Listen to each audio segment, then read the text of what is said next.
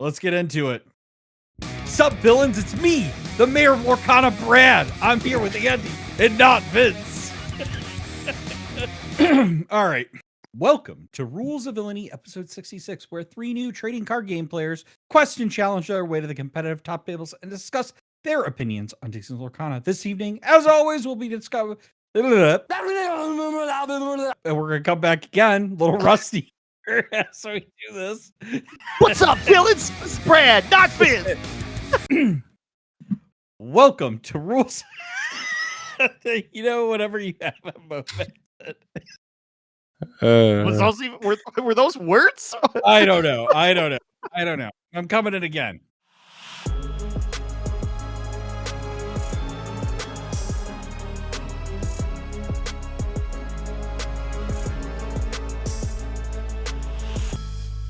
Welcome to Rules of Villainy, episode 66, where three new trading card game players quest and challenge their way to the competitive top tables and discuss their opinions on Disney's Lorcana. This evening, as always, we'll be covering the latest news in Lorcana, answering your questions, and going over the latest developments in the metagame.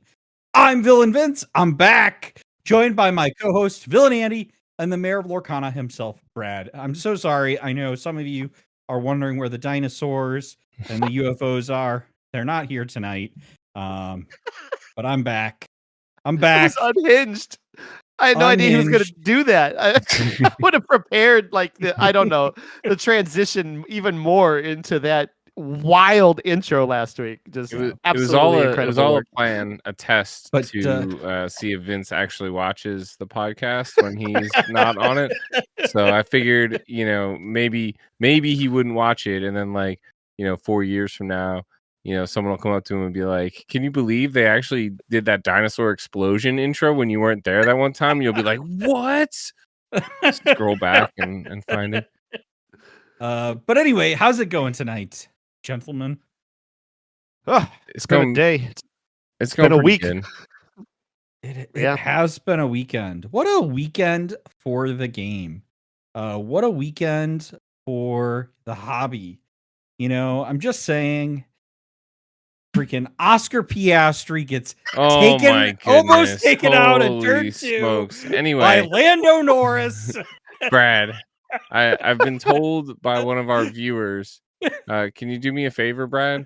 Yeah. Can you raise your right hand? Oh no, what are we doing? Okay, that's fine. You can put it back down. I just wanted to make sure.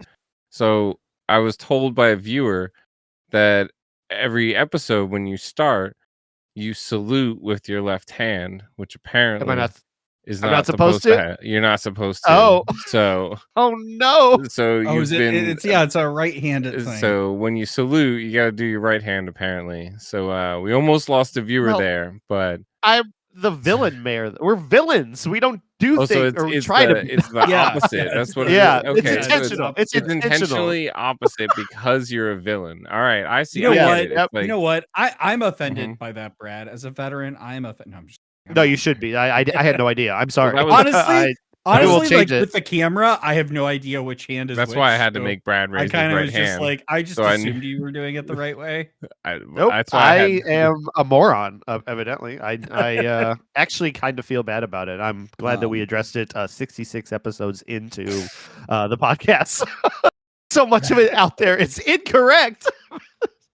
I can go back and just edit all of them and just flip you around. Just moves his hand over. It'll be backwards. Everything will not read correctly in the video.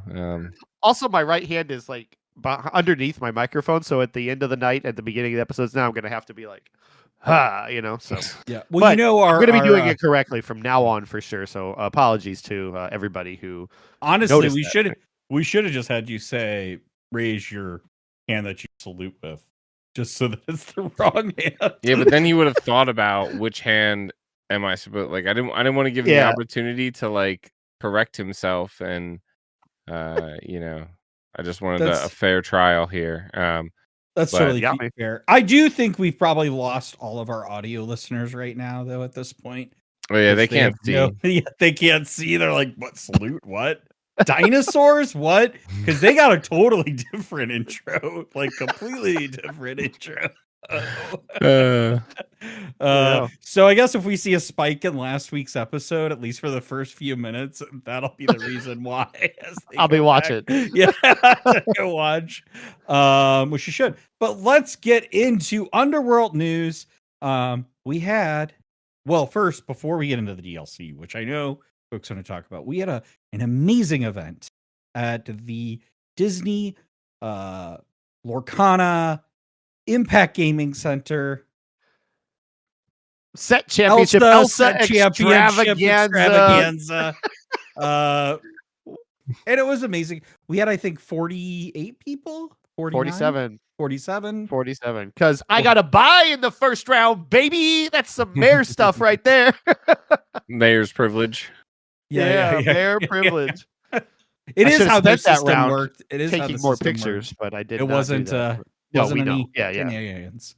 I felt it was mayor guilt or buy guilt that I had because we put out a lot of prizing and stuff too, and I got tickets for winning. I did really well on the day for our raffles, and I'm like, I gave most of the tickets away because I'm like, I don't want to. I already have a buy, which I feel bad about being, part like half co-hosting the event, right, in the first round. And now if I win anything big off the raffle table, then it's gonna feel even worse. I want everybody else to win all this great prizing that we had donated. So yeah. And on that topic, it was nice, but we realized this same situation for a number of Rules of Villainy players who want to compete in a Set Champs and wanted to try and win this Elsa, but didn't necessarily need the raffle prizes because a lot of them were the ones that donated these prizes. And so for the next event, we will be introducing a ROV patented bounty system where never before seen before. Never before done in any Lorcana tournament ever. Well, it's in conjunction with the ticketing system, so it's like an extra layer DLC to the ticketing system. It's a downloadable content. It's like an add-on. It's the sequel to the ticketing system. And so more news on that when we announce our next big event that we will be hosting. Also, no table crashes this time. So table was very sturdy. Tickets went well. Somebody was about to go through a table by the end of Swiss. Man, I was so close to top cut. We but yeah, we had a bunch of wonderful prizes. Impact Gaming Center expanded the pricing as well, so they included a randomized enchanted Ursula for the Ursula, and then they added a long game Zeus. The long game Zeus. Thank you. Enchanted for the second place. So second place made out like a bandit. Everybody wanted that enchanted Elsa. Of course, everybody wanted the dragons in the top cut, and they got them. Beautiful, beautiful dragon card by Christian Romero. But first place got the enchanted Elsa. Second place got the Along Came Zeus enchanted from Impact Gaming Center, as well as the Tinkerbell playmat that was donated to the raffle prize. Tinkerbell to go banner. What'd I say? Did I say playmat? I meant banner. I meant banner. Yeah, but absolutely great showing. We had 2 amber steals. Phenomenal. In the finals, in a field, Andy is holding up the dragons now and doing a song, an intro with the dragon fire. But man, what we had 17 Blurple in that. Only 4 of them made the top cut, and then the final 2 were was an amber steel mirror. Just going to show that, like, well, Blurple don't keep it a secret anymore. Shout them out. Who won? Tommy, if you everybody watching this, if you watch our local meta report, you see Tommy won that event from the Wizards wagon. Just an absolutely incredible pilot to that Amber Steel deck, and had to pilot through an equally fast and great matchup with Aiden in the finals, and just incredible showing. Yeah, that final match though, I think I timed it. It was like totally minutes. done in. Yeah, it's like 14 minutes total. So the first game, the first game was done before we even finished setting up, and then that's when Vince realized, oh crap, this is going really fast, and he started the timer on his phone, and the next one was 7 minutes and 40 some seconds or whatever. Yeah, it was so freaking fast. It's wild. But yeah, it was a really great event. I'm glad that we did that. I do have just totally random thought that I want to ask people. So can you show again the Maleficent Monstrous Dragon card, Andy? So it's a gorgeous card, But here's my question. Uh-oh. Who wins in a battle? Maleficent Monstrous Dragon or Ruby the Amethyst Dragon? Good question.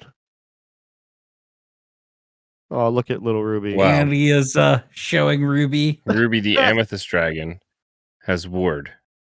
So Oh yeah, so she cannot be challenged or chosen by that Maleficent Dragonfire ability. Yep. So Yeah. I think I'm going with our dragon. Plus Ruby Cuter has an too. ability that costs 0. All it costs is smashing the like button and you gain 1 lore. So if you smash the like button 20 times, you basically you just win the game, like right there. So it's a 3-drop. Like in the Mario Turn effect. 3, drop this down, smash the like button 20 times. GG's. Win the game. By the way, that's a good shout out, Vince. We'll have more of these in DLC. We'll have more. Well, TBD that we'll have more. Working on it. Well, they copyright struck my design, and I was like, "Are you trying to tell me it's too close to like Lorcana? Like clearly this is a like a what are they called a parody mashup or a parody, right? Yeah, like, and then they were like, "Rules of Villainy, a Lorcana podcast, is the copyright holder," and I'm like, "Yeah, that's me. I'm me. That's me. I've ordered these before. I ordered them from you before." Well, we had this exact same issue for putting it on our cake for our 1-year anniversary, which I talked about on that live stream. Yeah. But I remember, like, I was like, the baker was like, "It's copyrighted." I'm like, by who? We own the copy. Yes, it is like, copyrighted by me. I paid somebody. We paid somebody to design this for us. Yeah. So I guess it just means we're so popular that we're coming up on all these copyright strikes. It's good to know nobody out there, none of you dirty copyright scoundrels can steal our logo and put it on a cake at your local bakery. Yeah. I'm glad that's being enforced properly. Thank you, schnooks. Before we move on from the Impact Gaming Center, I do want to give a very quick shout out to David, Firebanker here in the local Discord, and I think ours as well. He got me one step closer to the full foiled set of the first chapter. He got me the whole new world. It was very kind of him. I offered him a pack or whatever he wanted for it. He declined for, I guess, cards that I've given him in the past for set championships and tournaments that he was coming to play in. So very kind of him. Wanted to shout him out. Thank you again for that whole new world. I now only need 3 cards. What do you need? Rapunzel, Elsa, and Hades. That's it. I probably got some of those. Probably not Rapunzel. But I probably got Elsa and Hades. Yeah. No, I know you don't have Rapunzel. Yeah. Because when you did get it, I sold it for it. That's fair. Yeah. And I had one at one point and I sold it. But I'm missing quite a Hades, mate. I'm missing quite a few first chapters. Some pretty cheap ones. I need to update my list that's in the Discord, but my list was so long. And since I no longer subscribe to Nitro at the moment, it won't let me edit it. It's like too long. But with that, let's get into the DLC. So just a little tournament. Yeah, I mean, like we already talked about the big tournament that happened this weekend, but there was others, obviously. So we'll touch on some of the smaller ones that don't get noticed. So it went down to 5 games in the final round, but ultimately the Sapphire Amethyst, better known as Blurple, or as Andy might like to call it, Lavender, ended up taking it down, the event down, with Lucas Marcellian winning the first DLC of the the second season 2. Season 2. Yeah, it's absolutely incredible. Those 5 games were fantastic to watch, the back and forth, because that Blur, I mean, he had such a great, we saw his plays later, his matchups later on his Twitter. He had so many matchups on the draw, even into Amethyst Steel, which is, from my experience here locally, kind of a back and forth. It could almost go either way, but I think it favors the Blurple side. But to play those two in the finals was just like, it was just, I loved every second of that match. Yep. There were times where it looked like he had no chance, and then suddenly he's bouncing back with what the decks doing their things, and I was just enthralled by how good of a match it was for all 5 games. Yeah, and so that's who he won. The deck he won against was a Amethyst Steel deck. Yeah.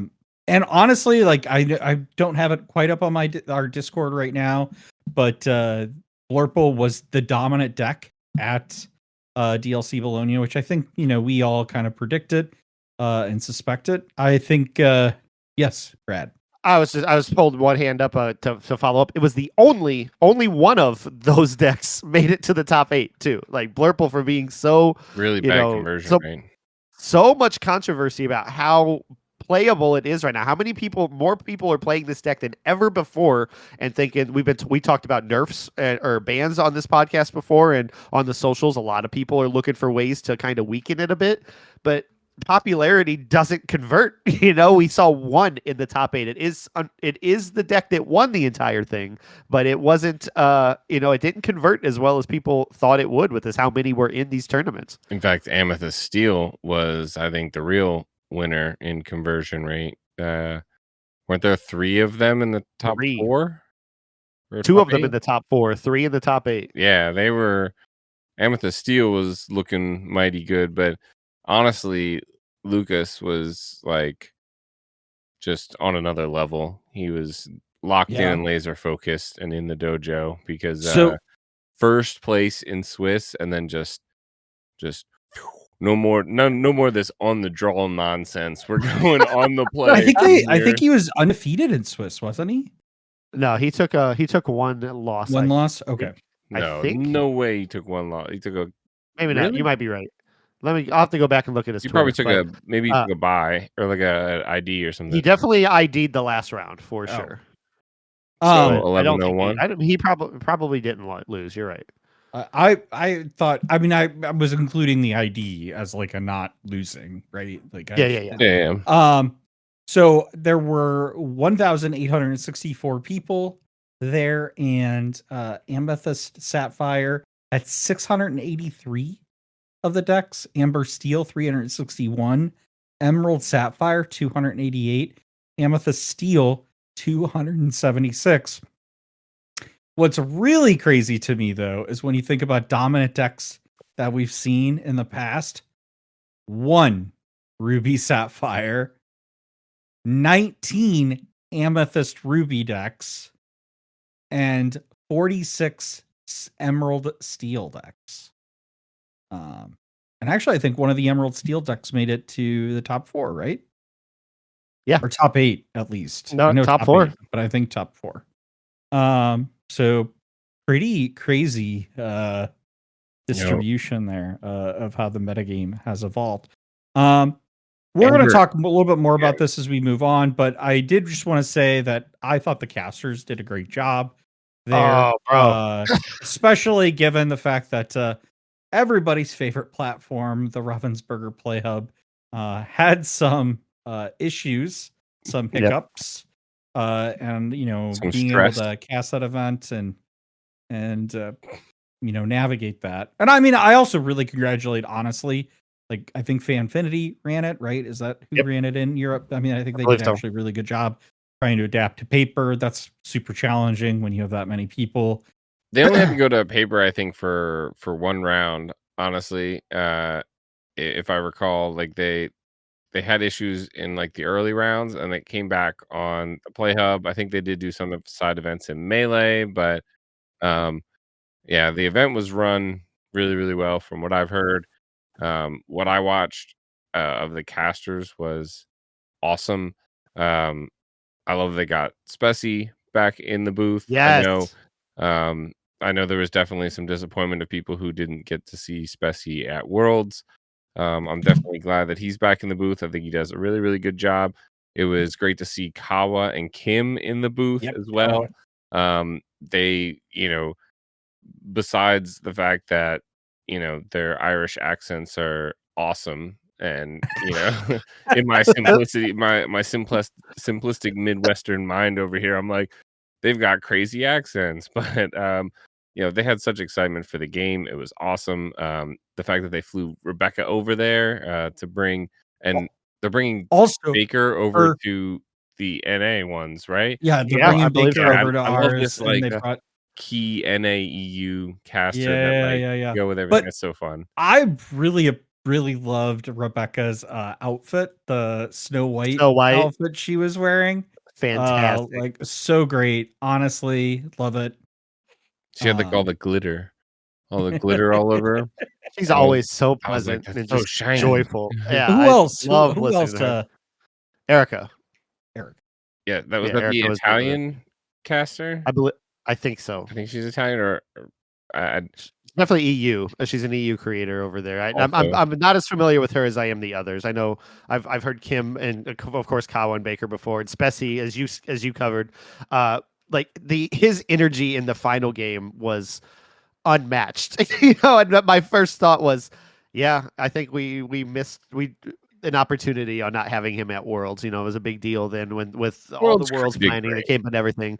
But yeah, and there was a lot of things that went wrong with that, and I think that hopefully in the Worlds events to come in the future of Disney Lorcana, he's going to be including a lot of it, because he and Kim and everybody brought so much excitement to moments that that just weren't I don't know how to describe it. I was just enthralled the entire time whenever they talk, because you could tell the passion in their voice allowed this game to be exciting for even somebody who didn't understand it. I use Emily as an example quite a bit. For as deep as I am into this game, she doesn't know much about it at all, other than the one time I tried to teach a 7 and 8-year-old how to play it, and they just wanted to collect cards. But if she were to watch the event and to have Kim and all of them casting, she would know what the exciting moments are, because they were just so into being there on that big stage. And I just loved it. I loved every bit of it. I'm just glad that we're getting new voices also as well in these events. We've got some old voices, but we've also got some new voices, with Kawa injected in there as well, because I don't think he's done any of the casting. Same with Kim and Eric. He casted Cardiff last week, I think, but that wasn't in an official, right? But I'm saying for DLCs. Yeah. So I'm really appreciative of the fact that we're getting new and I honestly, that's really what I hope for and stuff. Is I hope we get the good casters for the more competitive continental events and Worlds. But I also really want to see, more opportunities for other folks to get to cast these DLC events as well, too. Yeah, my stupid. I was at Glass City and I was talking to Katie and I was like, "Yeah, I think the next place I'll see you is Milwaukee. Or you got a deck figured out?" She goes, "Nah, I'm casting," and I'm like, derp, I knew that. And I was just excited for her once again for that opportunity, because I didn't even think about the casting of Milwaukee. Just the fact that she was going to be there. When she reminded me of that, I was like, oh yeah, it's can't wait for those creators and potentially you guys one day being up on the big stage talking about Chernobog's followers when they're legal again, and it's exciting times. I'm happy for everybody that gets that opportunity. All right. Just quickly for the locals here in the St. Louis area, we've got some upcoming events with the Set Champs this weekend. We have Game Night being the big event this weekend. And we have, which Brad, you run on Saturday. And then we have Collector Store and Fortuna as well. Yeah. And then 2 weekends it is 2 weekends, right? Yep. We've got the DLC Milwaukee. We're all going. Yeah, excited. I need to book a hotel. I might do that right now. Oh my goodness, man! You're gonna be. Or you're going with Emily, aren't you? In your car. Yeah. You and Emily are gonna be sleeping in the car. Last week, literally, I was looking at hotels and I was like, "All right, I got to get on this." And then the next day, Pastimes announced that they're not doing hotel blocks, and I'm like, I didn't even know they were looking into that. I completely forgot if I did know that, but yeah, it reminded me. So funny because they had a pending for a while of details coming. I guess it just never. They couldn't find a good one. All right. Well, with that, let's move on to Constituents Corner. Take it away, Mr. Mayor. All right. Our first question comes from Lucas. He asks, "Who do you think will be the first person to win 2 DLCs?" Vince? Andy, Anybody? you take it Vince first. will? Well, why do I have to go first? Well, I could go first. You go first. Why is the big deal? How about I go first? You go first, man. I don't. Why? I would say, the obvious guess, as it was brought up in the Discord, was DKP. Technically, I mean, he won Worlds and a DLC, so he's technically right. Technically already there. But I think the pools are so big, it's really hard. The top players do find a way to get to the very top, at least the top half of those things. I'm going to go with Frank Karsten. Ooh, that's a good response. I think technically, if we're counting Worlds as the Disney Lorcana Challenge World Championship, then we have to count the Disney Lorcana Challenge North American Continentals. Oh, we do have another one. Yeah. Ed So Ed would also already also won 2 quote DLCs. Technically, that is the most correct answer, and therefore that is the best answer. And we don't even need to ask Vince because we know that that's what he's going to say because it's technically correct. His favorite kind honestly, of correct. Ed was going to be the person I was going to say. But honestly, like DKP, the reason I think DKP makes the most sense of winning normal, like taking out Worlds, is that we know he's going to a bunch. All of them. By a bunch, you mean all of them. Yeah. Well, I mean, we talked to him at Gen Con, and he's like, "Yeah, I'm going to basically everyone that I can." He's going to the ticket. He's going to the China DLC and Japan DLC. He's going. So, like, just by sheer numbers of events to attend, and also the fact that he's a really great player, like those two combined lead me to believe that, like, I think DKP is the hands down, like, easy, obvious answer. Yeah. But if I were to go maybe on a like I don't know, maybe Zan. All right. Just well. So you guys didn't actually know this, but that was the first pick in the draft, the Rules of Villainy Fantasy Lorcana draft. And so round 2, I'm going to start off with DKP since none of you guys took him. Now I've got Ed and DKP on my team. And so Brad, you're all right. Next question. This is a snake draft. Vince gets the second pick though, so you got a 3-way snake draft though. So it like it goes boop boop boop boop boop. No, boop, boop, Andy's just making the rules up. As we I know. Next but it is a great idea. It did come up in the Discord. The next question is also from Lucas. He asks, "What's a topic you could host a podcast about that has nothing to do with Disney or Lorcana?" And I'm going to give a caveat since Vince has equated them together before with Disney and F1 and Lego. What's it gonna be? Let's get into it, baby. How about that Singapore GP? Nothing to do with Disney. I mean, I will go first and say because I already like half like low key do it, and Vroom Vince. Yeah, I think that's of no surprise to anybody here. But if you're gonna eliminate F1. I could definitely do a foreign policy podcast. Oh, enjoy your 2 listeners.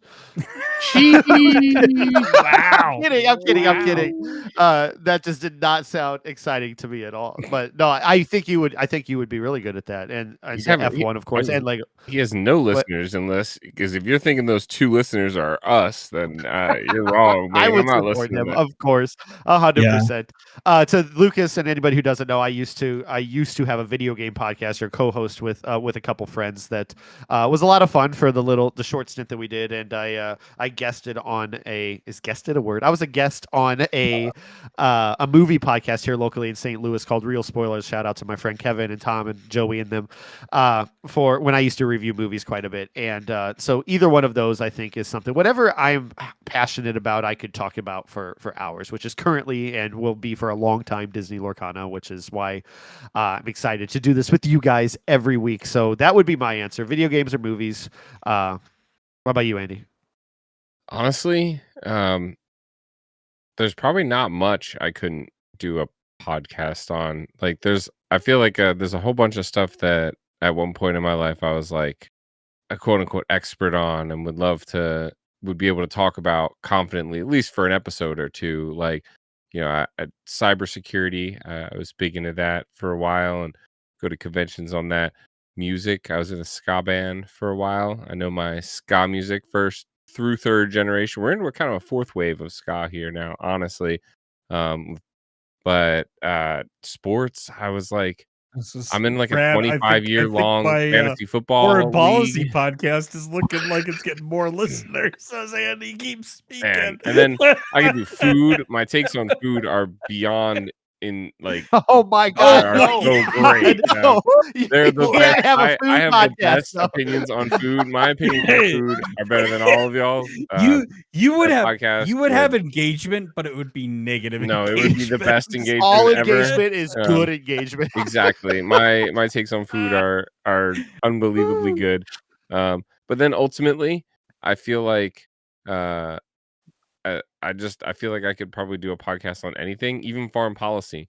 I would sit across from Vince and he could say something about foreign policy, and I just like ask him questions about it and like make him explain it to me. And I could be the second guy on any podcast about anything, right? And I can just like bounce off of that stuff. And like, so I say something stupid that makes it sound like I don't understand.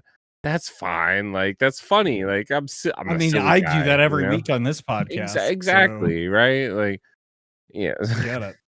All right. Last question. That's good. All right. More Disney Lorcana relevant here. Paul asks, so people keep saying Ruby has lost its identity and state that the identity was direct removal. Is that really a fair statement when Ruby today still has 3 times the number of direct removal cards as compared to the next closest, being Emerald and Amber if you count dual ink? Or is it that people don't like the removal that currently exists in Ruby? Vince, I'm going to let you go first because Andy said quite a bit about this already in the Discord, and I want to hear what your thoughts are. I'm just trying to think of like what direct removal exists in Ruby. Sisu. You got Sisu, but that's conditional. Conditional to strength, the height, the condition. Yeah. That was my. That's what I'm saying. I think the only thing is what counts as direct removal, right? Yeah. Well, let me pull up the Ruby deck. For me, direct removal would be something like Dragonfire. Dragonfire, okay. Out of order. Out of order, Energy Blast, and Get Out are all Ruby, unless you count the dual inks. I don't remember. I don't know if he's counting the dual inks for Ruby or not, but then you have. So, I wouldn't consider Be King Undisputed direct removal, right? Because that's additional. Because you don't get to pick. It's not chosen. You don't get to pick, but it's removing something. I would consider that removal. I mean, it's a removal, but I don't think it's. So that doesn't mean falling down the wishing well rabbit hole. Is that also removal then? Something's getting removed from the board forcibly, whether it's you or your opponent removal. If it takes out, okay. So but this is where it gets. But you play this card, a card gets removed. But there's a challenge in the rush that happens too. So there's an extra step there. But I would think direct removal. Be King Undisputed counts, but they're going to pick their least threatening card if there's more than one. So I see direct removal as maybe also considered targeted removal, which is cards like a Maleficent Dragon, a Dragonfire, Hades is targeted, single target removal. I don't see Be King as that. I do think that then there becomes the question of conditions.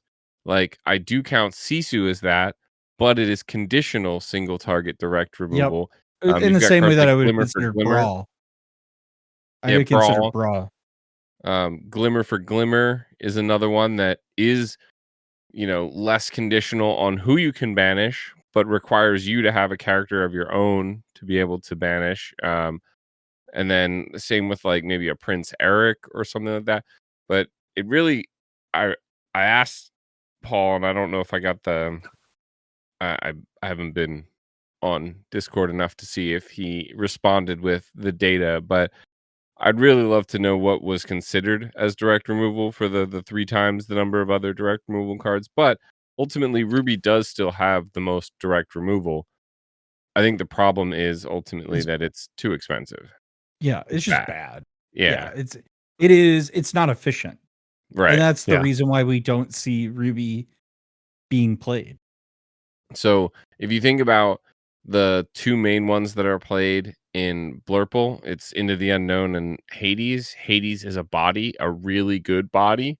And then Into the Unknown is a song, a cheap song. And its condition is just exerted, which is a very common thing. You eventually have to exert to do something in this game. Yep.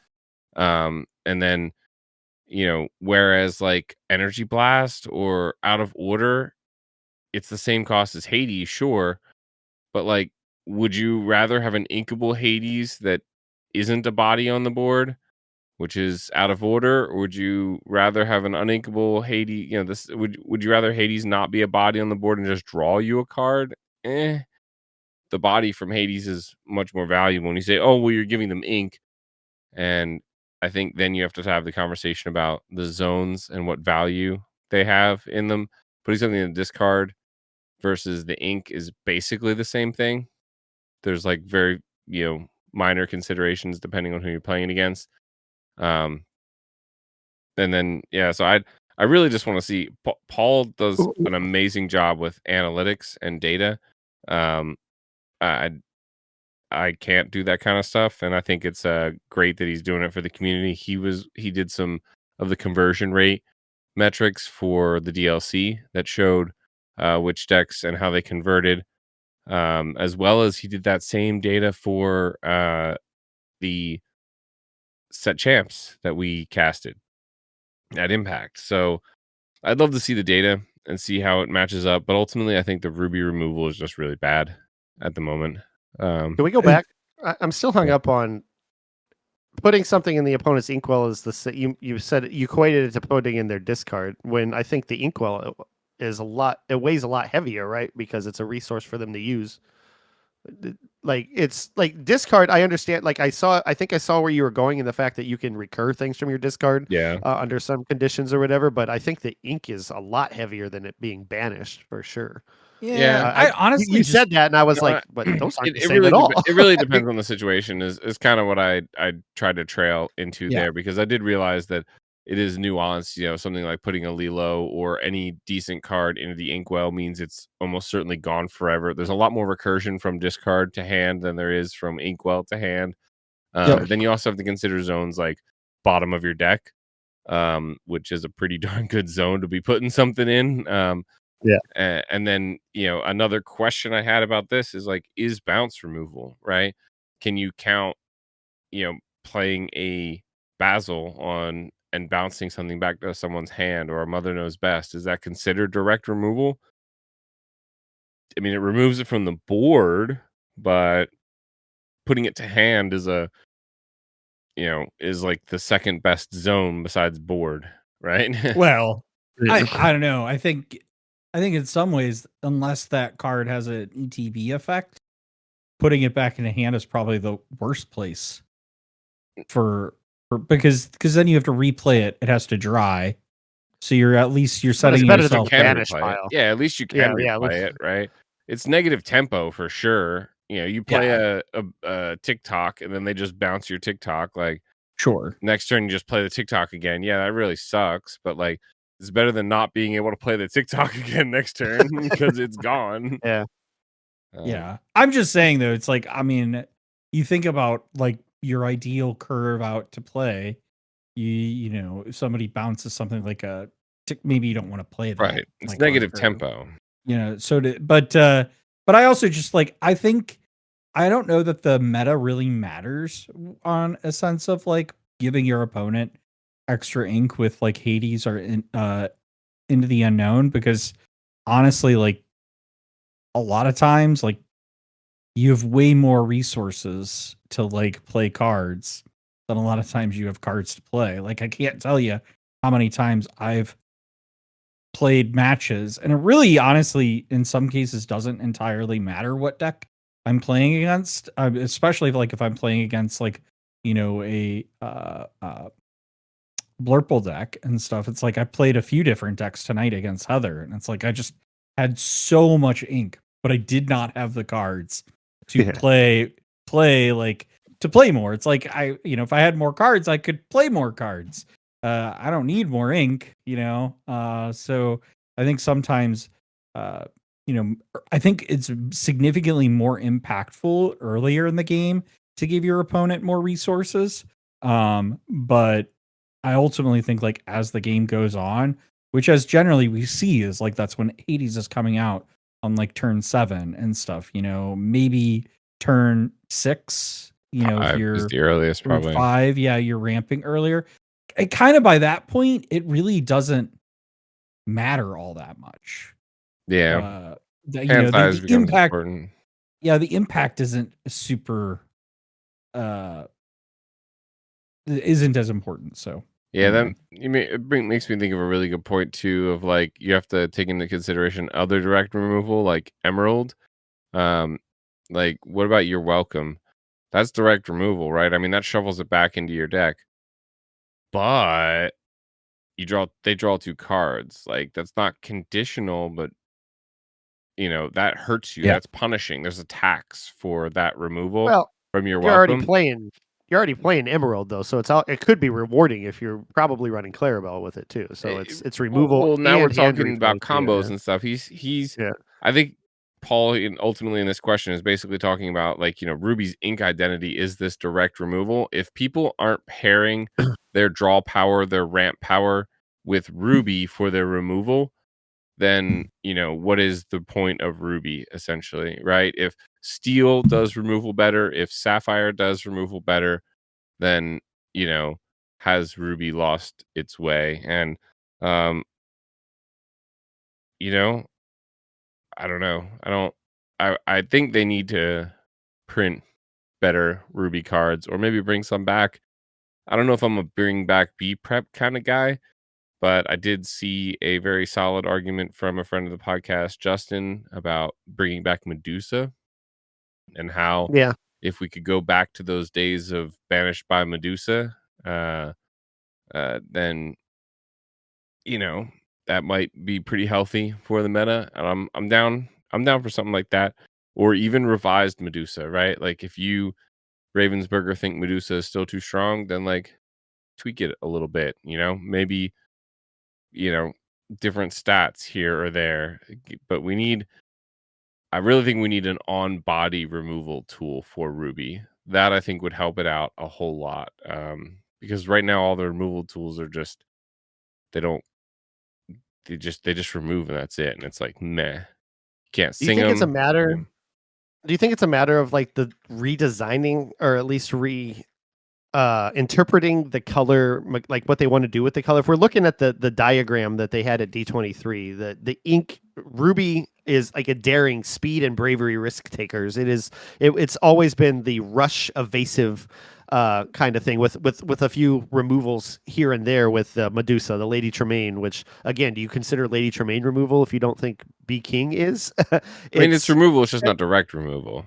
Yeah, so yeah, that's the I don't know. It's this weird identity thing where they the question about being identity is like, well, I still think it has those traits, just not as much of it, because the Medusa, when she came out in set 3, was a game changer. If she existed right now, Dumbo would not be a problem. Like she just comes out a turn after Dumbo on curve if they play Dumbo with no effect on 4 ink. But it's I don't know. I part of me wonders though to take. I don't. I think you raise an interesting point on the identity side here, is because actually looking at Paul's question, that's one thing I kind of want to maybe challenge a little bit here is whether or not Ruby's identity is direct removal.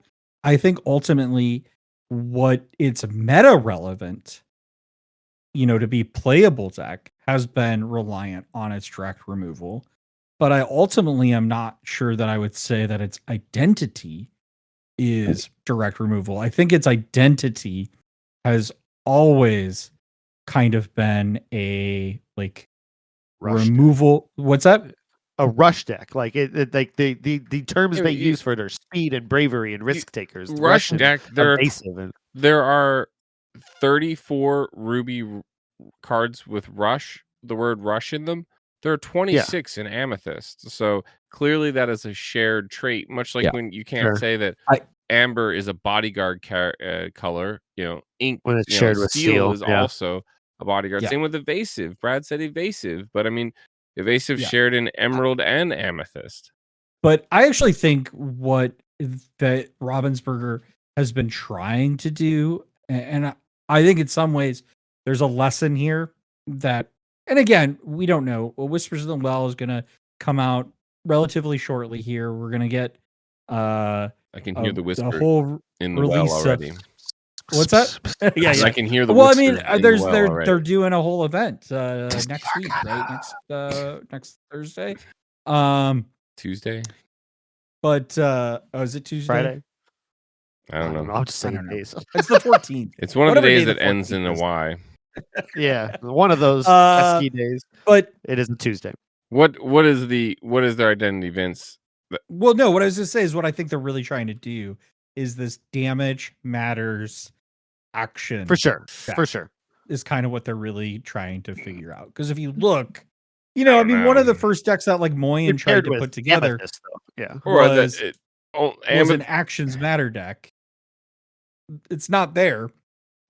Much in the same way, the way I view this is like, I wonder if that's the direction they want to take this, much in the same way that Sapphire was really like an items matter kind of deck. I mean, and like you could argue maybe it still is. I don't know that I feel that given what's rotated out. But if you remember like the first few sets, like nobody could make the items work. They tried, you couldn't do it. But then you get a card like Lucky Dime and you can make items work. So it kind of makes me wonder, like, are we on that trajectory with Ruby now? That it's like, yeah, Ruby isn't, this whole damage matters, action matters kind of thing that it feels like, and I don't know, I'm not there in those rooms to know, but it certainly feels like that's what they're trying to do with what the cards we have. Do we maybe wait in a few sets and we start to get more impactful cards that kind of synergize with some of these earlier cards to make, just like we got with, Sapphire in the last rotation? Maybe. I don't know. I feel like Ruby is like the self-inflicted damage. Like that's its identity. I don't know about this necessarily. Damage matters. Like it's one of the staples of Ruby is having to pay for something with your own damage. With damage on your own character. Sometimes you have to pay with, discarding a card. Sometimes you have to pay with exerting a character. Ruby makes you pay by hurting your own characters. Obviously, Ruby is challenge heavy, super, super challenge heavy. So like you could say like, oh, it's big characters. I do kind of agree with you, Vince. The action matters kind of thing. Maybe the idea is that if you have a card that gets a buff when you play an action, that now instead of having a body on your removal, the action that removes also gets value from having this action matters character on board. But I don't know. It's pretty far away. I think they should go back to Ruby having a little more kind of like this. If you're not big enough, if you're not strong enough, we'll take you out. That kind of identity where if you don't have a big enough strength, then it wipes them out. Kind of like Amber has this like, you're too big, I get to wipe you out kind of strategy to it. Yeah, I don't know. It's a really good question. Ultimately, show us your data, Paul, so that we can understand. Yeah, we spent a lot of time on this question. Let's move on as we should. Yep. All right. Before we do, if you would like your questions answered, please feel free to join our Discord from the link below. We have a channel called Constituents Corner where all of these questions get asked and a lot of conversation develops before they even get to the show. You can ask in the comment section below or anywhere on the socials at Rules of Villainy. All right. So the main segment here is does Ravensburger hate us? No, I'm just kidding. What? Yeah, they hate me. Ravensburger hates me. You know why? Why? Because I played 2 additional rounds of Disney Lorcana on Sunday, and I didn't get nothing to show for You it. didn't get a playmat. Yeah. Kirsten bubbled out, didn't even make top 4, and I got second place, and I got exactly the same thing as everybody else. It's big sad. So hashtag bring back the second place playmat. Is that our stance now? What are we gonna put on it?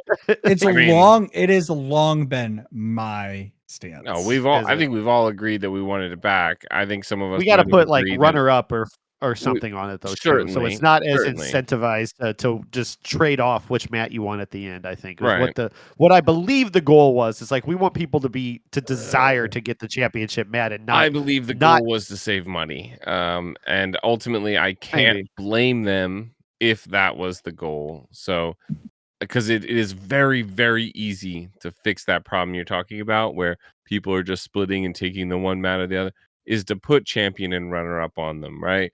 Is to make that happen. And so it really feels like it's just a matter of they didn't want to buy the second playmat, which again, from a business perspective, I completely understand this, right? If I'm sitting in the meetings with Ryan and Steve and the other and Mr. Berger himself, Robin, and they're like that's his name, Robin, first name, last name Berger. And they're like, listen, Andy, we need your vote from the board members here to help us try and ultimately we have to get rid of the second place playmat in order to have the money to be able to afford to make iconic cards. What are we doing here? And I'm just like, you know what? Honestly, I think we can go without the second place playmats. Maybe they're in a tough situation like that we don't necessarily recognize. But speaking of iconics, I just realized Kirsten would be mad at me if I didn't show these off on the episode. Not only do we have the Mickey Mouse, which I now have in my fancy deck box so that I can match my wife Kirsten, who got the Minnie Mouse. Beautiful. So it's beautiful. Did you pull that one? Ends. We pulled that one, yeah. It's on our YouTube. Pulled them both? Yeah, we pulled them both. The videos are on our YouTube as YouTube Shorts with over 2,000 views now, Vince. Apparently 2001 after Vince goes and watches. I'm not going to. I just refused. You have to. Excitement. I said this when she pulled the Mickey. The excitement that Kirsten has when she pulls those cards is pure, just the purest ecstasy of pulling a card. Like, she was in she almost didn't believe it, right? Yeah, she was in. She was in like when you go to the casino and you've just like hit the button on the slot machine so many times and you're like, oh my god, I'm never gonna win. This is over. And so she was just like, flip, flip, flip, flip. Oh, nothing. What do you know? Flip, flip, flip, flip. Oh, what do you know? Nothing. This is, and so she was just like flipping through, and then all of a sudden it was like, oh, it was a good pack too. Yeah. It was the rare beast, the giant tink, and then she just flips right to the last card, and there's this pause before, and you could just feel the gears clicking, like. Oh no! It's her reaction, just pure gold. Absolutely love watching that. There's a box folks will know that I've paused the TikTok series of when I'm gonna find an enchanted because I got too depressed. I even shouted you out on the local meta report this week, and I was like, "You check out our TikTok. Vince is pulling packs. I think every day." And I was like, "I think he is." Actually, I don't even know anymore. I mean, I am gonna do it again. I am gonna I'm like gonna pick up where I needed a break, y'all. It was like every pack, and like the packs are starting to get bad too. And I was just like, man, I can't do this. Hummingbird would be very disappointed in you. They look over and be like, those are rookie numbers. Vince is like bad after 20 packs. He's like, I can't handle not pulling anything good. Meanwhile, Hummingbird is still trying to pull like an Into the Inklands enchanted. They're on like day 4,000 or something. Like, well, I can tell you what, you could buy some Into the Inklands packs from Fortuna for $3 a pack. Oh my goodness, I'm gonna buy so many. Well, congrats. I'm happy for you. So happy for you. I'm also happy for you getting back in the player seat, going all the way to second place is no easy feat in a field that was 17 people, I think, of really good players here in the area. So congratulations to you. We were rooting for you. Sorry that you couldn't get over that hump. I think Tom was playing Amethyst Steel as well. Again, talked about it in the meta report this week, and had to have been I went to game 3, right? You guys were battling it out the whole way, and just happy to see that you made it that far, and proud of you, man. It was really sad too, because I made a meta call. I saw probably everyone who was going to be playing at this Set Champs, minus like maybe 3 or 4, that there were some new players there. But I saw most of them play at the Impact Set Champs, so I kind of did a little scouting, a little scouting report here and there. And I was like, I can't play Blurple. I had the fully tricked out, all the enchanteds except for the Dumbo that I gave to Brad that he stole from me. But I got all the others. It was all decked out, all these foils and stuff. I was like, Blurple is the deck that I'm ready to play. And that was before I did the scouting on Saturday. I did the scouting on Saturday, and I was like, there's just going to be too much. There's going to be too much Amber Steel and Dogs. I also thought Dogs had a really good showing. And I was like, there's just going to be too much of this. So I went back to Amethyst Steel, which is what I was really testing a whole bunch earlier in the set. And there's another deck that I think is really good. I feel comfortable playing. So I sleeved that up and took that there. And round 1, I played against a Amber Sapphire Princess aggro. So the player was a little newer. They were missing a few cards from their deck. But that was essentially what they were trying to do. Queen Censor Core Princesses aggroed out. They had some top end with, they had the Moana that I know you love, Brad. And the ready up those princesses. But ultimately, with my Amethyst Steel, with Calhouns and hooks, and it was just a little too much for them to deal with. I was able to take that down, and then unfortunately, round 2, I got paired into Kirsten. She got the bye round 1, and so we got paired into each other. She was on Amber Steel. I won the die roll, and it went to 3 games, but I got the win there. And then in round 3, I played against Dogs, the Chroma Dogs more specifically. And I was really sort of proud of myself in this moment, and I still feel like this is a lesson that can be learned by players. One of the best, if not the only, answer to an Emerald Chromacon is to race it to 20. The best thing you can do, if possible, sometimes it's not always possible, but is to just race it. And so I was able to play a hook early in the game, and that made them afraid to do the lady shenanigans. They actually had the additional characters. They went like lady on 1 and then lady tramp on 2, but they didn't quest for 3 with their lady because they wanted to then get the Chromacon out the next turn. So and I had the hook out, so it was threatening it. And then they get the Chromacon out. I have the Calhoun, and I just started slamming everything sideways. Quest. And they, I guess, still wanted to continue developing the board, and they took a little too long and hesitated. The next thing you know, I had Genies and Yzmas were just questing. I wasn't even worried about that. You ignore everything on the board, and you quest to 20 faster than them. Works really well with Amethyst Steel because you can play a lot of characters. So, and if they don't get the Chromacon, then it's just an aggro deck, and you're really able to handle that very well, I think, with an Amethyst Steel. And I think the meta call was great because the top 2 decks were me and Tom in Swiss, and we went into round 4 and we ID'd, and I had the better breakers, so I got first seed, and I was able to beat Amber Steel while on the play. Honestly, shout out to Aiden. He played really, really well. I had some just like absolutely nuts cards that were coming off the top of my deck. So, better lucky than good for me in that case. But then I wasn't able to take it down against Tom. I misplayed a lot. He had much more experience in that mirror matchup. That was kind of the one thing I overlooked in my preparations was what happens when I play the mirror. I want to ask you a question because this is something I think that we've now seen with the DLC at Bologna, and it was our villain of the week last week, which is Emerald Chromacon, right? Or was it the week before? Yep. Is that, do you think we will start to see counters show up in decks for that? Like, do you think there is a space in something like an Amethyst steel deck for something like a Benja? Yeah, I mean, Benja's real easy to put in there. Yeah. Maybe a one of. I know our teammate Ketchup Brian has been testing Wasabi in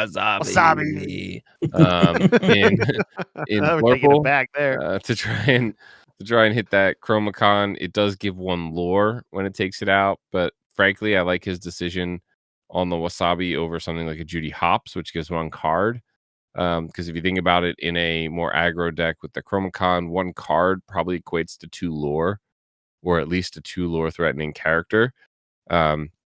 And also Wasabi is somewhat useful in other matchups because it has evasive on your turn. It's a 3/3, so you can trade it with a Dumby or something if you really need to.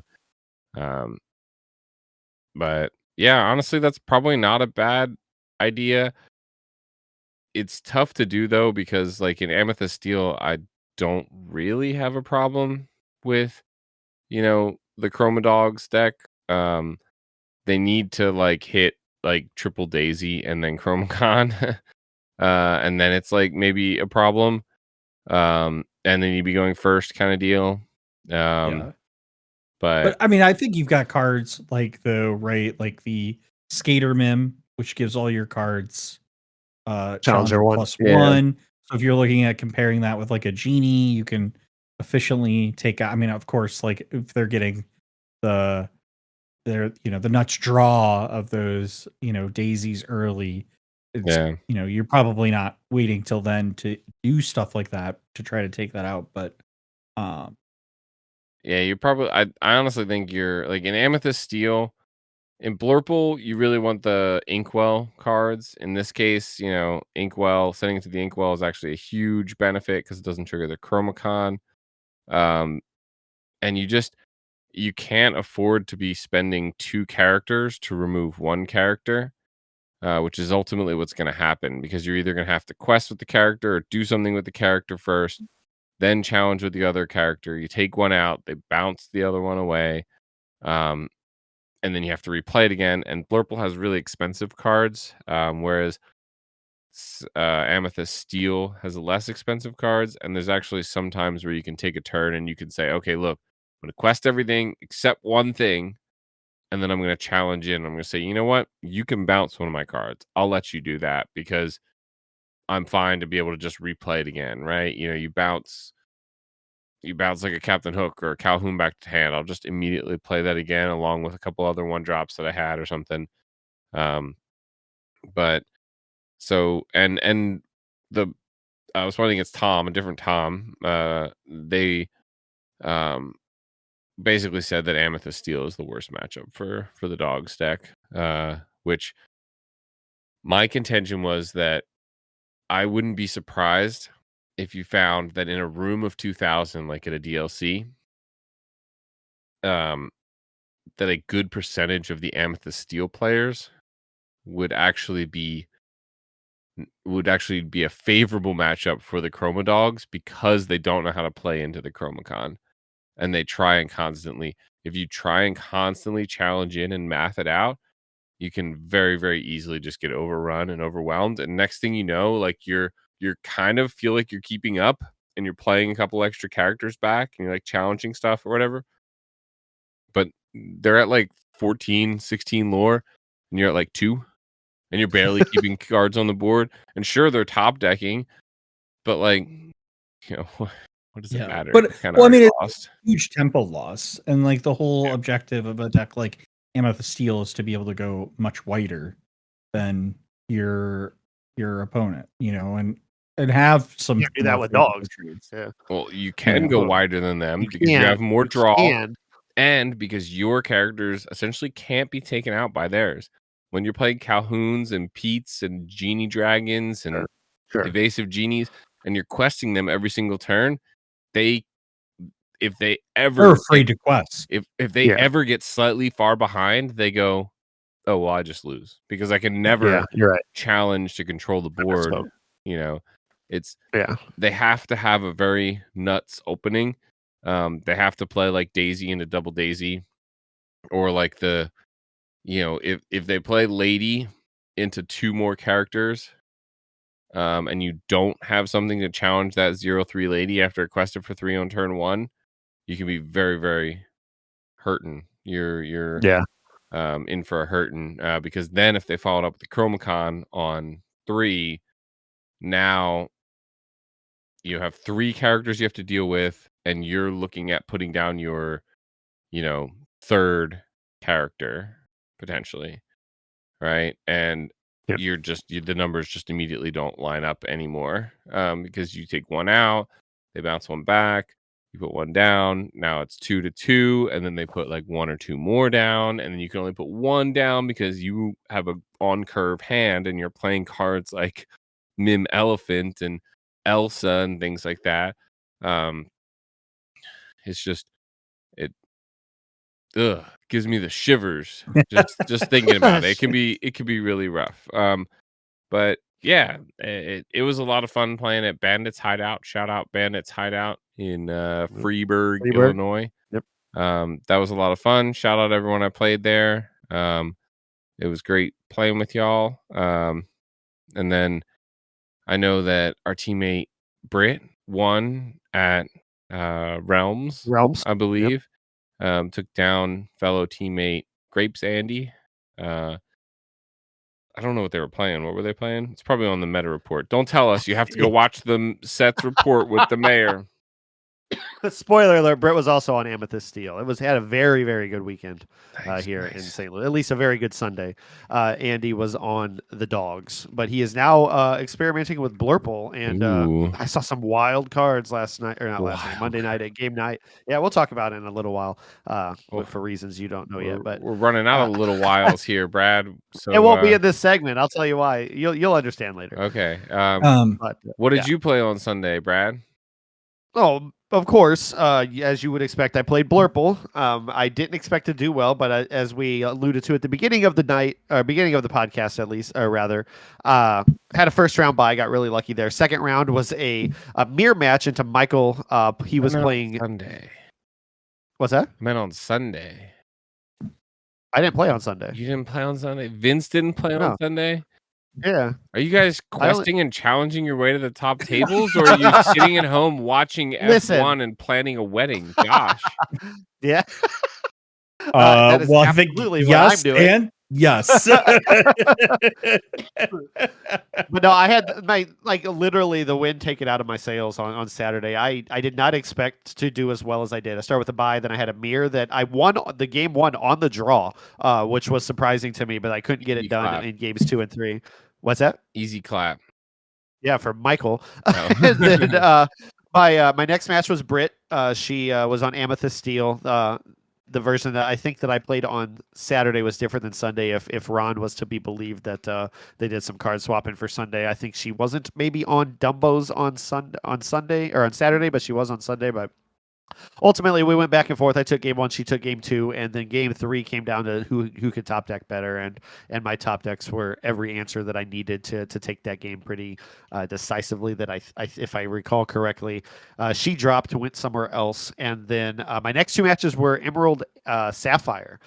Shout out to Joe over at Team Snuggly Duckling. He showed up for this tournament. We had a great game, just a great vibe. We talked and we played and just had a really, really friendly game, and I really enjoyed playing him. That went to 3 games. He was trying to do some wicked things with stopped chaos in its tracks, which I don't have open in front of me, but it does some wild bounces characters. Yeah, something crazy that he was really setting up for. But I was able to get around that, and with a lot of maneuvering, taking out the right card, stopping him from keeping his high singers on board for Held High, and he was even running Bend. I don't think he never got to run Bend on me, but my next opponent did. Zach, the Corn Man, who we had on stream both this past Saturday and the last 1K that we did there. He was running Baja, and there was a moment in game 2 where he was on the play where I bricked entirely. I didn't have any 1-drops until turn 3. I didn't have any 2-drops for ramp on turn 2. So I was just, 4 cost or higher my entire hand. And by the time that he was done ramping and everything, that I played a Rafiki on turn 3. That's how bad my hand was. And I think on turn 4, I played a Dumbo. And then I noticed he only had 1 card in his hand. And I'm glad I played that Dumbo because you know what that 1 card was? Ben. It wasn't the Clarabelle. It wasn't the Clarabelle that I expected him to have an entirely. I was like, well, you're going to have a completely new hand here when you play that Clarabelle. No, he played Bend to My Will. He just played. He had Bend to My Will. And I did the well, he was so far ahead, and I'm glad I played the Dumbo because I could start the engine of drawing or whatever. But then he misplayed actually by not Mother Knows Besting. He top decked Mother Knows Best to have one of his characters could have sang that Dumbo into my hand and lost my entire hand and board completely. But he didn't care. He was so far ahead in control there that he took that game decisively before game 3 when I took it all down. But I've never been bent for that many cards before. I don't think I've ever had anybody bend to my will at all on me, let alone the perfect opportunity for him to do it was when I had like 8 cards in my hand that I couldn't play throughout the entirety of the game. It was so bad. And what hit me was as soon as he did it was I wish that we were the streamed game. You were looking for a streamed game because I think the person that you were going to have on there decided to ID that round. And so you were looking for a stream game. Kirsten ended up taking it. And I was like, we could do it, but I didn't want to be the guy to volunteer, right. I'll be on the stream or whatever. But then I thought as soon as he did, I was like, God, Vince and Andy would have loved to see that Bend to My Will for 8 cards, man. It was insane. And it was a 1 of in his deck because I did the deck list later that night. Yep. And I was like, wow, his 1 bend ended up hitting me for maximum, payoff. It was absolutely insane. It's very rarely a bad card in that Emerald Sapphire list. I did a similar thing to Kirsten. We were testing Sapphire Steel today, and it has the Beyond the Horizon. And I think she opted out of taking out one of my characters or something. Sure. And instead sang Second Star with a bunch of her characters, and then played Hades on maybe one of my characters, something like that. And then I was like, Beyond the Horizon, just you. Discarded 7, drew 3. Yeah, that's the worst. Yeah. But it's effective. Back to Joe. There's a lot of greedy drawing these days. Yeah. Back to Joe real quick. Basil, who was our villain of the week just a couple weeks ago, did work. I thought I was going to 2-0 Joe because I was so in control on the play in game 2 in that matchup. And he got double Basil down and was able to just effectively take control of bouncing things back, discarding a card at random. And all the 7 cost. The 7 cost Basil, undercover Basil. Detective. Yep. It's Basil, and I will die on that hill. I made a big tweet about that.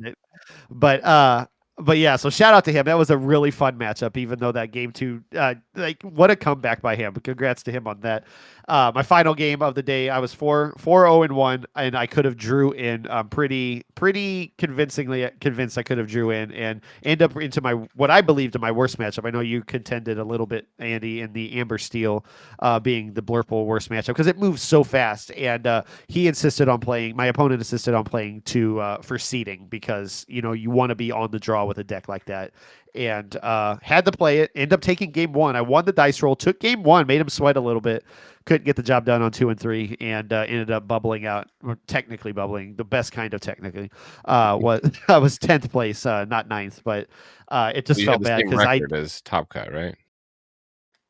Probably because I had 12 points, or I think 12 points was enough, but it doesn't matter. Congrats to him. It was, he did everything right, but it was such a huge bummer for a day that I didn't expect to do well. I mean, going into the weekend, I didn't even really want to play. I just wanted to help, the production of everything and make sure everything went smoothly. And you guys insisted I play. I played as well as I have in a long time, and I felt really good going into that, to that final round. But I, had to win it in, and I couldn't do it. So.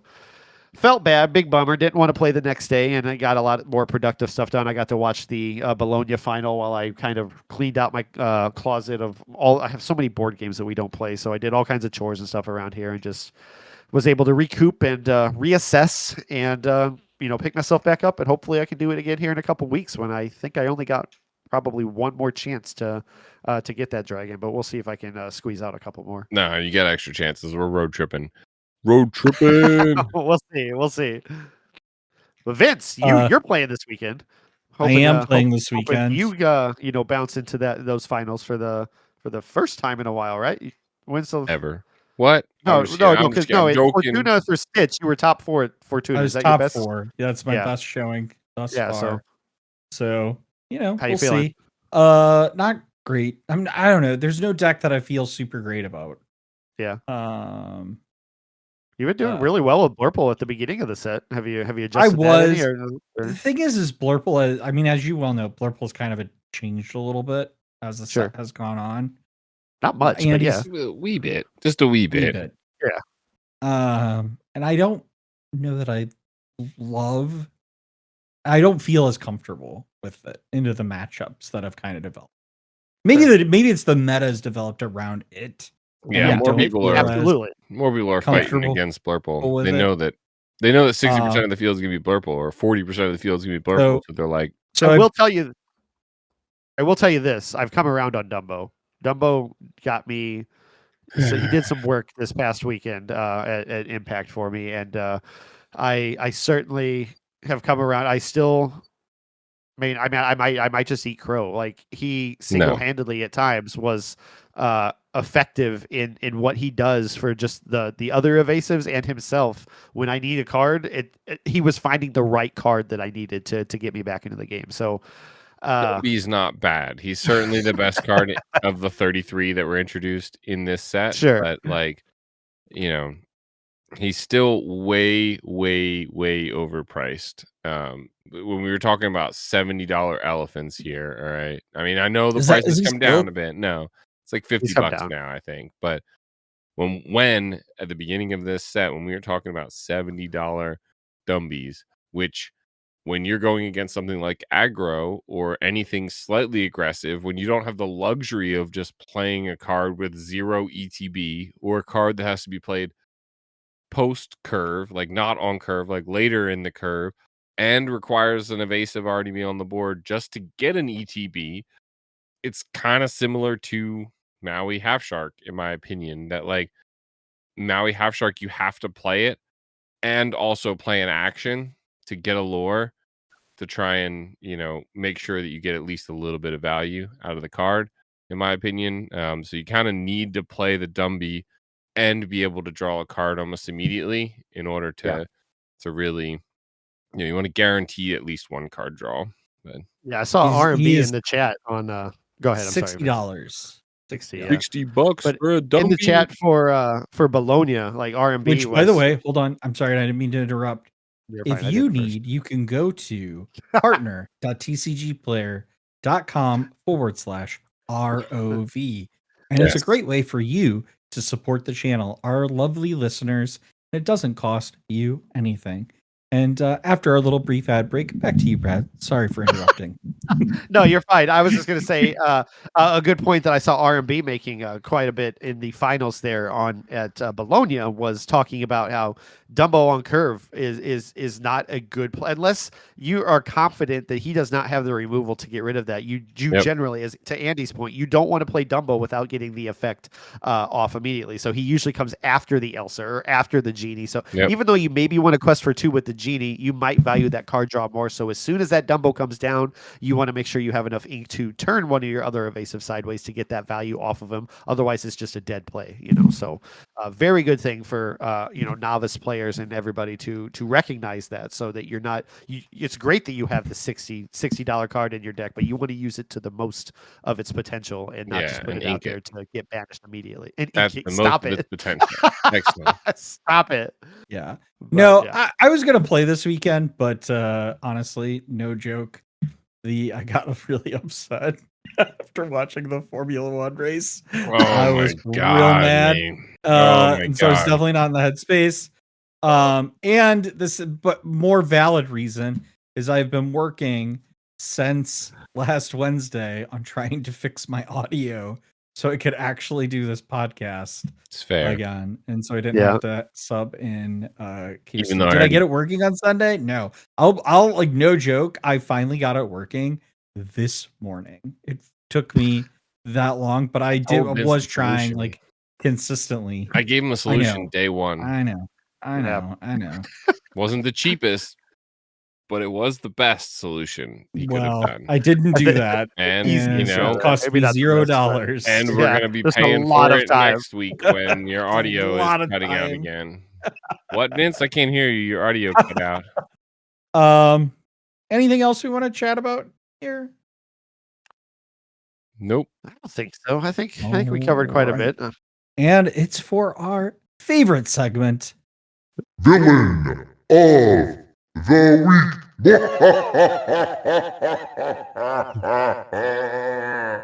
Take it away, Mr. Mayor. I'm so happy you're back. Apologies to Gantu from Set hail. 6 Azurite. You forgot to hail. Oh my gosh. We have Skater Mim, Madam Mim, Tiny Adversary, 2-cost Inkables, 0/3 Storyborn Villain, Sorcerer. She has Challenger +1. While challenging this character gets +1 Strength, and Zim Zabarim Bim. Your other characters gain Challenger +1 as well. She quests for 1. She's a rare card. Art by Monique Schilder. Any relation, Andy? Possibly. You know, distant relation. Could be. Yeah. Distant relationship. I mean, we're all related, right? In one way or another. Some degree, but Skater Mim has been popping up one of, two of in some decks in Amethyst Steel primarily because of the challenge heavy presence that brings. How has she been faring for you? How'd she fare for you on Saturday, Andy? Good. Skater Mim. Yeah. She was a Skater Mim. She said, Did see she you later, say see you later, Mim? With my Calhoun's on board, but the reason I think you play less than like just a 4 of on this Skater Mim is that it's a really that you don't need typically more than 1, and it's not a great card on curve in my opinion. In Amethyst Steel, I particularly prefer to play like the typical line of like a Hook and a Calhoun on 1 and 2. And then if I'm going for something like a Strength, you know, like a Pete, and then being able to Strength. But the Mim allows you to play something like the Hook or the Calhoun, and they play characters like a Tiana or a Daisy or anything with 4 willpower. And for me, I think the surprise factor of just being able to slam down a Skater Mim later in the game and just boom, everything gets like this little +1 on the strength, and all of a sudden now you're, you know, the math's out a lot different than they thought when they originally turned everything sideways. I think that can be really, really impactful. I do wish, you know, like it was Lumiere a little bit. Like, you know, whenever I play like Amethyst Steel, I'm kind of like, you know, where my Lumiere at is a little bit better, but I do feel like it's a great addition to have in Amethyst Steel, especially. Yeah. The other problem I think is 2-drops are very heavy. You've got the Smee or the Jafar that you want to be running, the 2-cost 3/2 evasive on your turn. You also want to be running Calhoun. You obviously need the Docs. Then you also want this Madam Mim. Potentially you want something like Cusco, right? So there's a lot of cards that you kind of want to be running on the 2-cost slot. So that's probably another reason why Mim is only like typically a 2 of. But yeah, it's one of those cards that like when it is impactful, it is just incredibly impactful because of how wide its reach is. I think Thiagos said on both of his wins with Amethyst Steel this set that Skater Mim has been very, very, very good. So if you're not playing in Amethyst Steel, you definitely should. That was actually one of the things Tom said to me. We were like outside after we like ID'd in the 4th round. The only other person on Amethyst Steel, and he was like, "You on Skater Mim today?" I was like, "Yeah, for sure." And he's like, "How many?" And I was like, "He's like, I think he said he was on 1, and I'm on 2." And I was like, all right. I'm like, That was two's a better lie. than one. I'm gonna get him. I don't know what he said. Maybe it was two. I don't know. I thought he was on 2 or 3. 2 or 3, But maybe. Yeah. But Maybe it was yeah, it's one of those another, cards. You mentioned Lumiere, which is a great comparison because Lumiere keeps that strength on the character for the kickback on when you challenge into it. Madame Mim, just like Lumiere, she comes out and very rarely do you ever get the quester at all because she just sits there. At least in the experiences that I've had in our locals with you and Britt and Kristen, whoever's on Amethyst Steel for the week, because there's always somebody. And Nick was another one. Just throw that Mim out there and then just be like, all right, turn something sideways. I dare you, because everything out here hits for +1, even +1 more now. And Mim doesn't have to turn sideways until your board's entirely clear and he can assess the threat. Is there an Elsa coming out? Is there something else that can rush us? No, she's good to turn sideways now.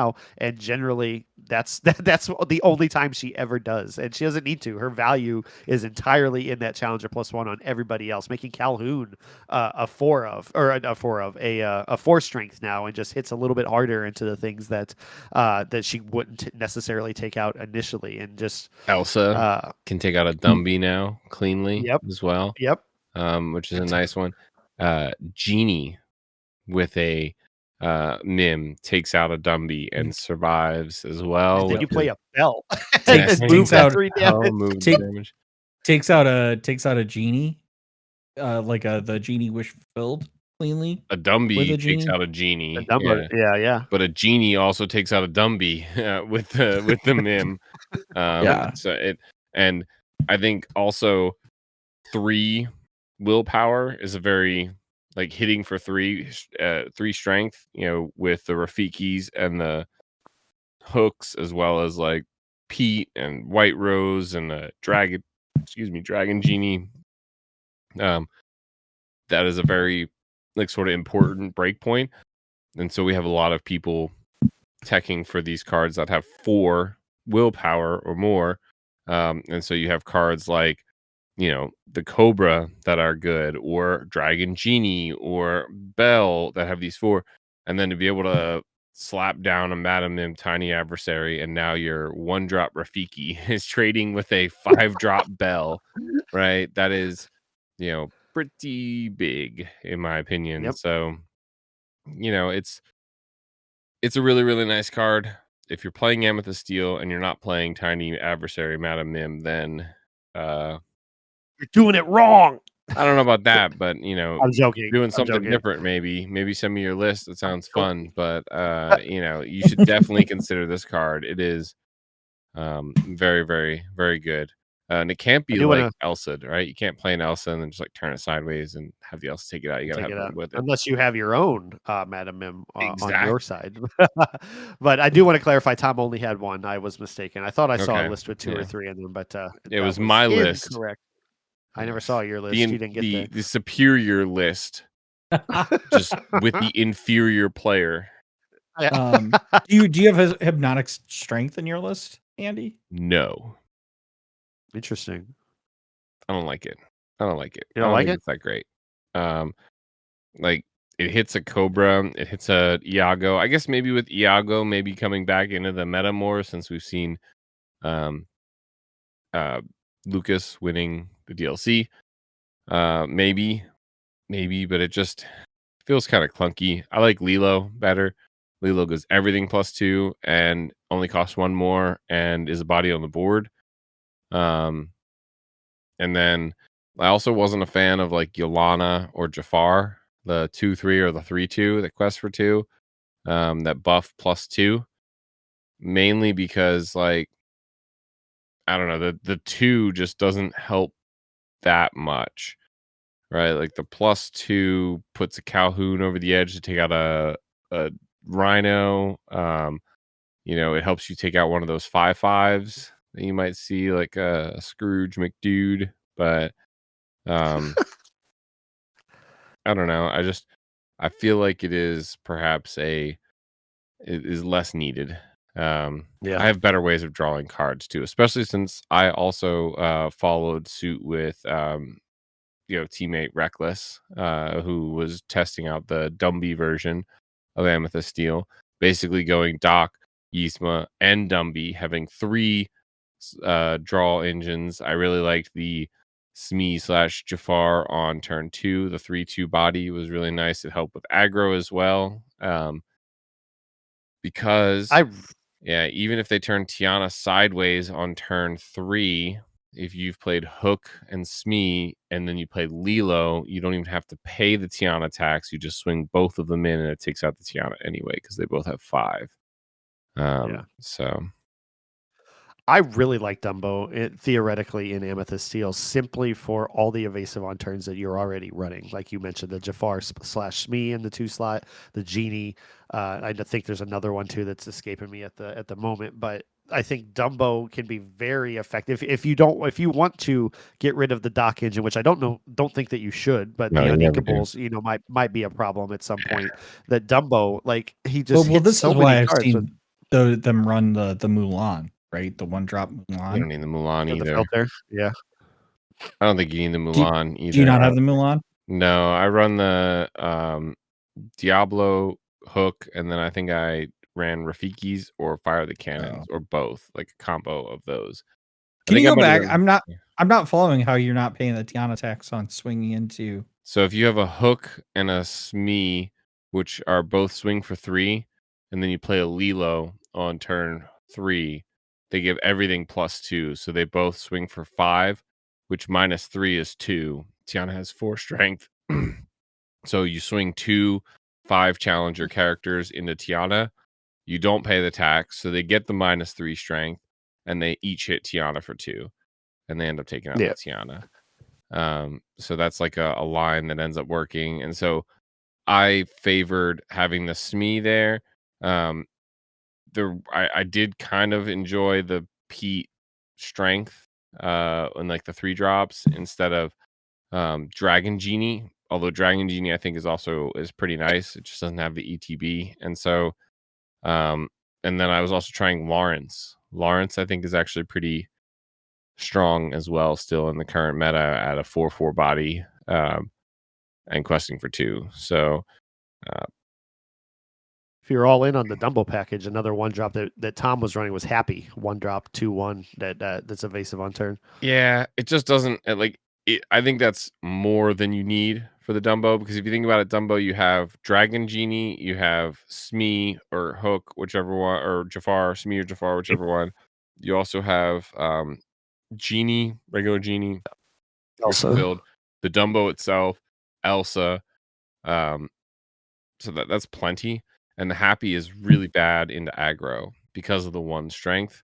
You can't really swing it into anything very effectively. Whereas a Hook, so I think I run 4 Hook and 1 Rafiki, which gives me basically 5 hooks. And then I run the Fire the Cannons because those are pretty critical as well. And then I run the Diablos just because the card draw. Yeah, I'm astonished how often people don't like I just turn the Diablo sideways all the time. They ignore people just ignore that card, and it's like what it's like you're more afraid of me getting the card draw than you are of me getting the lore, and like that card just like it's like this is the 4th time I'm turning it sideways. You sure you don't take this card? Yep. at the 4th time that you're turning it sideways, if you haven't found that engine, I've found in a lot of my matchups with Kristen, I play her probably the most on this deck, is that I ignore the bird because I see her hand dwindling down to nothing, and I'm like, I don't want to increase that. I'll give you 1, 2, 3 lore, and then if it becomes like an ongoing problem as I'm continuing to control your board, it's possible. It's I don't know how you'll feel about it, but like sometimes I'll just be like, all right, I'll just into the unknown the bird after a few lore, and then I don't have to worry about it anymore. They have extra ink, but they don't have any cards, so it's I think Justin colloquially calls it it's a spell book on a body. I'm gonna play my spell book here. Go ahead, I'm gonna turn it sideways until you deal with it, for one lore. I see the thing is I will say is like at a certain point though, like if I'm running out of cards, I'm just gonna run that card. Yeah, but then then you lose. Yeah. Then you lose that interchange because you had to spend that 1 lore that it could have gotten to gain that card. I don't know. I see it like kind of agree with Brad. I see it like if you ever played video games and they have like the hive, right? The like monster hive, and it's like spawning these like flying monster things that are coming at you, and you have to like, get them with your bow and arrow or whatever, and they keep coming at you. What video game are you talking about? It's like this is a common trope in a bunch of video games, right? Where there's like a generator of bad guys, and the bad guys come at you, and you're taking them out. Let's just say, hypothetically, there was this I don't know, giant like ape that took barrels and threw barrels at you. It's not the same trying thing. to like that's a boomer video game, okay? None of welcome to the rules of rules of video games. A That's podcast within a podcast where we talk about the latest and greatest in video games here in St. Louis.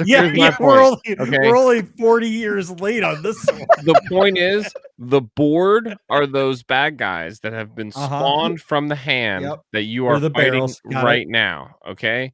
And what you need sometimes you are okay letting them stick around if you can remove the hive, the source of the problem. And Brad is right that the hand is the source of the problem when it comes to winning the board-based game. And so if you are ahead on the board, you can say, all right, well, I'm ahead of you on this board. I will target your hand and try and make sure that your hand is empty so that you can't become ahead on the board.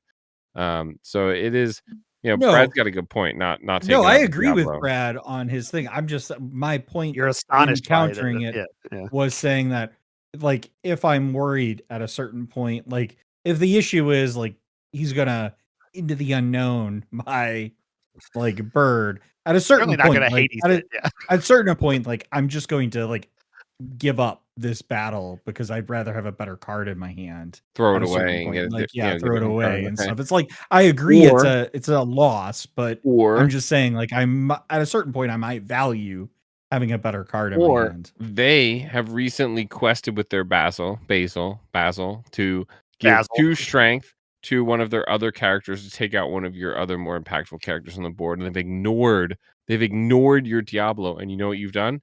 You've top decked a skater mim, and you played the skater mim. She was a skater mim, and you threw your Diablo into that Basil, and you took it out. It wasn't good enough for her. It wasn't good enough for her, and you still get your card, and you get to take something out because you played the skater mim. This tiny adversary made all the difference in the end. And with that, let's talk about the artist. What a circle there! Great transition back to the card. Monique, maybe talk about that another time. Monique Schilder has 3 cards in the game, including this one here, Tiny Adversary, Zeus from, I believe, set 4, the one that has strength based on however many characters you have in play. Is that correct? Yeah, but Mr. Lightning Bolts. Yeah, very cool card. But the one I highlighted here is Pouncing Practice, which is an action from set 8, last set, almost said Return of Jafar, Reign of Jafar, where chosen character gets -2 strength this turn, and chosen character of yours gets evasive this turn, which Andy, as I alluded to earlier, Grapes Andy, was practicing with Monday night at game night, and it was effective. I only got to see him use it once. I think it was inked otherwise. But he used this card. You could use it on illusions if you need to. Another thing to consider when you're up against Amethyst Steel or however many we have here in the St. Louis meta. But he used it on my Dumbo to give it a -2 strength. And then he gave the evasive to his Hades and took out my Dumbo. And I was like, that was actually pretty cool. Another really good one. Yeah. And it's only 2 costs. It's a 2-cost inkable action. And I was like, that wasn't bad. That was actually really cool. Andy ended up taking that series 3-1. But he was running a lot of different unconventional cards that we've. Brad? I was playing Blurple. It was the mirror. Yeah. Okay. Yeah. And I won pretty, I think, handedly the first game, and then he adjusted the second 2 games and just. Found it was absolutely insane. He found his pouncing practice. He was he had the Challenger Elsa in there, the horseback Elsa that's been out for a while. Yeah. But it gives you pause. Is so bad. It is, but it gives you pause when that comes out. You're like, though.